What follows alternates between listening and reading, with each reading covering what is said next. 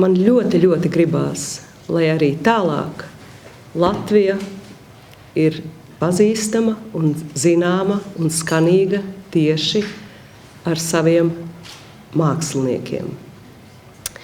Lai to padziļinātu, lai to uzturētu, lai to spodrinātu, lai tie dārgakmeņi, kas mums Latvijā rodās un ir tiešām daudz, neskatoties uz to, ka mēs neesam nemazām tik milzīga valsts, un mūsu vārds Latvija, jebkurā operas skatuvē vai orķestrī skan kā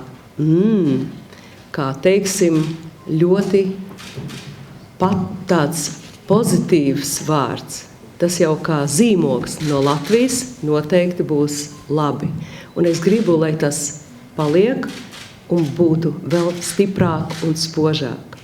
Mūsu misija atrast labākos no labākiem, mūsu Latvijas dārgakmeņus, lai viņiem ir atbalsts, motivācija, palīdzība.